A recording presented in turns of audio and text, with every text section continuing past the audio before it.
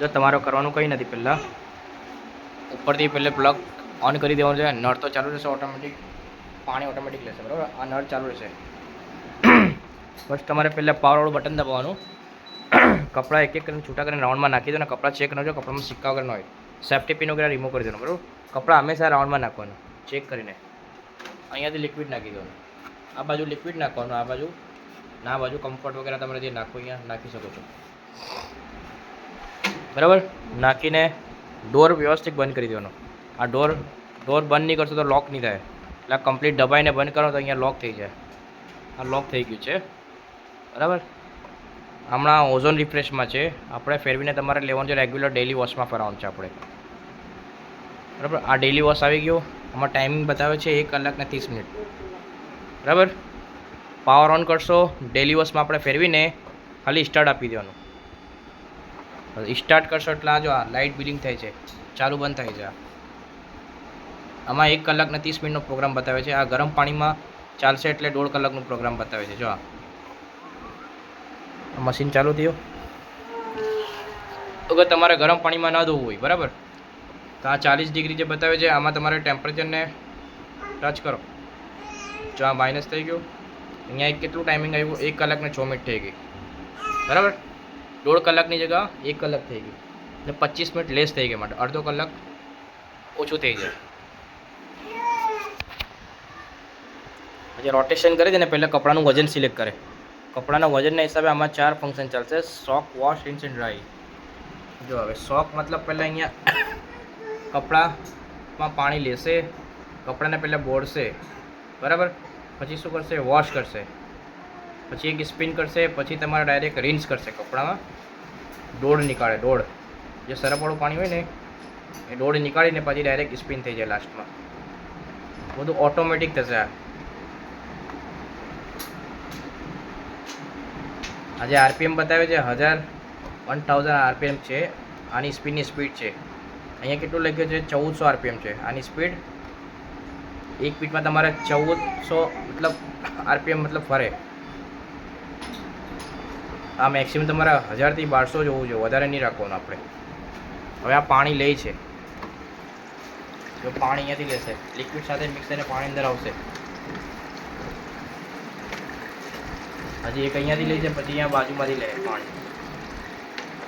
અહીંયા લિક્વિડ જાય, લિક્વિડ સાથે પાણી અંદર જાય.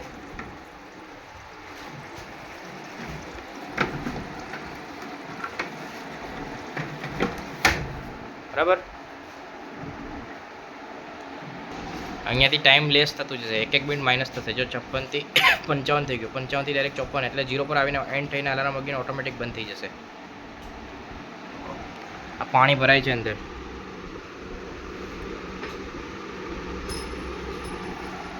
દેખાય છે પાણી અંદર ભરાય છે.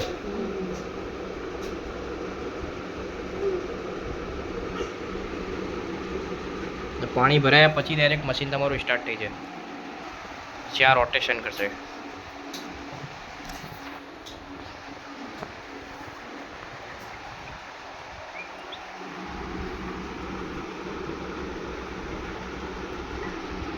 પછી આ શું કરશે? સોક કરશે. પહેલાં સોક મીન્સ પહેલાં કપડાં બોળશે લિક્વિડ સાથે મિક્સ થાય. પહેલાં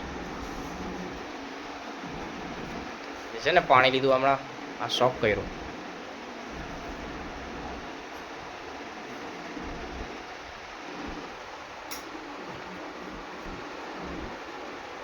હું પાઉસ કરું છું હમણાં. પાઉસ એટલે કરું છું કે મારે કંઈ બીજો પ્રોગ્રામ ચેન્જ કરવું છે, બધા બીજા પ્રોગ્રામ કેવી રીતે યુઝ થાય એ તમને બતાવું છું. ડાયરેક્ટ પાઉસ નહીં થાય. હમણાં લોક ખુલી ગયો, મેં પાઉસ કર્યો એટલે વચ્ચે લોક અનલોક નહીં થાય. કપડાં મતલબ નાખી દો પછી ચાલુ કરો ત્યારે નહીં થાય. તો સ્ટાર્ટિંગમાં થઈ ગયું, બરાબર. મારે પ્રોગ્રામ બીજું લેવું છે તો અહીંયાથી ચેન્જ કરવાનું. અહીંયા લખ્યું છે ડેલિકેટ. ડેલિકેટ મીન્સ હલકા નાજુક કપડાં ધોવા છે આપણે એના માટે છે. ડેલિકેટ્સ હલકા નાજુક કપડાં ધોવા છે એના માટે. આમાં 1 કલાક ને 10 મિનિટનો પ્રોગ્રામ બતાવે છે. આ 30 ડિગ્રી આમાં જો ટેમ્પરેચર માઇનસ કરવું તો અહીંયાથી ગરમ પાણી માઇનસ થઈ જાય, પણ આપણે નોર્મલમાં રહેવા દેવાનું, 30 ડિગ્રી રહેવા દેવાનું. 1 કલાક ને 10 મિનિટમાં કપડાં ધોવાય તમારે. આમાં પણ સેમ પ્રોગ્રામ ચાલે, 4 soak, wash, rinse and dry. એવી રીતે કોટનના કપડાં ધોવા છે તો એમાં ટાઈમિંગ અલગ આવશે. 2 કલાક ને 10 મિનિટ આવે બતાવે. પછી ઇકો કોટન ફેન્સી કપડાં ધોવા છે આપણે એના માટે, એમાં 3.5 કલાક ચાલશે. આ ડેલી વોશ તો તમને બતાવ્યું, રેગ્યુલર કપડાં જે ધોવા છે આ 1.5 કલાકનો પ્રોગ્રામ છે, બરાબર. આ વુલન્સ ગરમ કપડાં ધોવા છે તો એ આમાં ધોવાય, સ્વેટર વગેરે. પછી એક્ટિવ વેર સ્પોર્ટવાળા કપડાં, મતલબ સ્પોર્ટવાળા સિલ્કી કપડાં હોય ને એ. પછી આ મોટરસાઇકલમાં તમારે રમ ક્લિનિંગ આવશે, આમાં જીન્સના કપડાં કોલ્ડ વોશ તમારે જે પણ કરવું હોય તો અહીંયાથી થશે. જો અહીંયાથી ઉપર નીચે કરવાનું.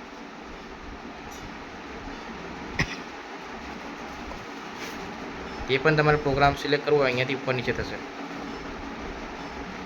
જેમ કે મારે ડ્રમ ક્લિનિંગ કરવું છે, જેમ કે જીન્સની પેન્ટ ધોવી છે, બરાબર. તો હજી જીન્સમાં ગયા પછી અહીંયાથી રાઈટ આપવાનું, રાઈટ આપ્યા પછી ડાયરેક્ટ સ્ટાર્ટ આપી દેવાનું.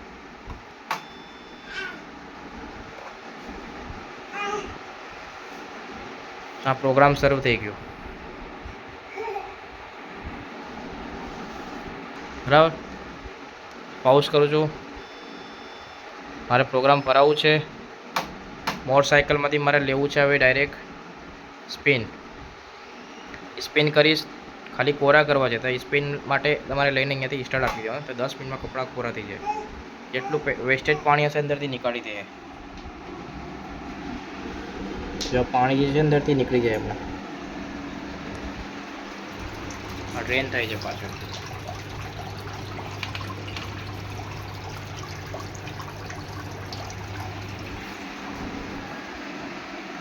નીકળી ગયું પાણી.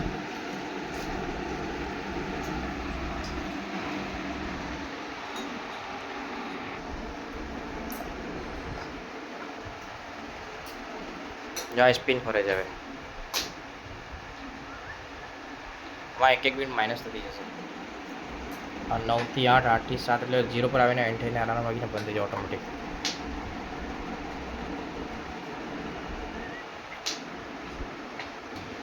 પાઉઝ કરું છું, મારે પ્રોગ્રામ બીજું ચેન્જ કરવું છે, રિન્સ એન્ડ સ્પિન. તો આમાં નીચો હોય ને કોરા થાય. જો આમાં ટાઈમિંગ કેટલું બતાવે છે, 30 મિનિટ 30 મિનિટ, બરાબર. નીચું આવીને કોરા કરવા છે આમાં. પછી છે બેડિંગ કોટન્સ, બેડશીટ વગેરે એ આમાં આવશે. બેબી કેર, નાના બેબીના કપડાં હોય ગંદા મેલા. પછી આમાં દવાખાનાના કપડાં, રેપિડ ઓછા મેલા કપડાં હોય ને એના માટે છે. પછી આ ડાઘવાળા કપડાં, બધામાં ટાઈમિંગ અલગ અલગ આવશે. આમાં 3 કલાક બતાવે છે. જો 40 ડિગ્રી ગરમ પાણીમાં કપડાં વોશ થાય. પછી આ ઓઝોન રિફ્રેશમાં વોશ રિન્સ સ્પિન નહીં થાય, ખાલી કપડાં ડ્રાય ક્લીન થાય,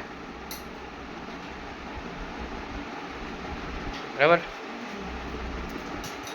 અગર તમારે રેપિડ ઓછા મેલા અગર ડાયરેક્ટ કરવું હોય તો અહીંયાથી પણ થઈ જાય. આમાં ડાયરેક્ટ ફંક્શનમાં તમારે રેપિડ આમાં ડેલી વોશમાં થાય, ઓઝોન રિફ્રેશમાં નહીં થાય એડ. હા, અનલેબલ એટલે આ તમારું રેપિડ આમાં ટાઈમિંગ એડ થઈ ગયું. એ રીતે સ્ટીમ છે, સ્ટીમ પણ તમારે આમાં એડ કરી શકો છો. આ ડિઝેબલ એટલે આ કેન્સલ થઈ ગયું. રેપિડ એ પણ ડિઝેબલ એટલે કેન્સલ થઈ ગયું.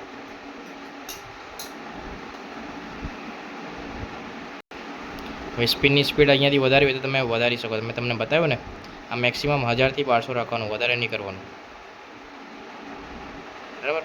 આ સ્ટાર્ટ ડિલે એટલે તમારે શું છે, આ સાયકલ સ્ટાર્ટ ડિલે મતલબ કે તમારે બહાર ગયા હોય, તમારા પાસે ટાઈમિંગનો ઇસ્યુ છે તો તમારે હવર્સ સિલેક્ટ કરી એવી રીતે તમારે સિલેક્ટ કરીને જઈ શકો છો. માન લો કે હું 5 કલાક સિલેક્ટ કરું, 6 કલાક આ સિલેક્ટ કરું, 6 કલાક ને સ્ટાર્ટ આપી દીધું, બરાબર. તો સ્ટાર્ટ કરીને તમે જતા રહે તો આ 6 કલાક પછી મશીન સ્ટાર્ટ થશે, ત્યાં સુધી સ્ટાર્ટ નહીં થાય. મશીન ત્યાં સુધી સ્ટોપ જ રહેશે. હમણાં એને પાઉઝ કર્યું છે મેં.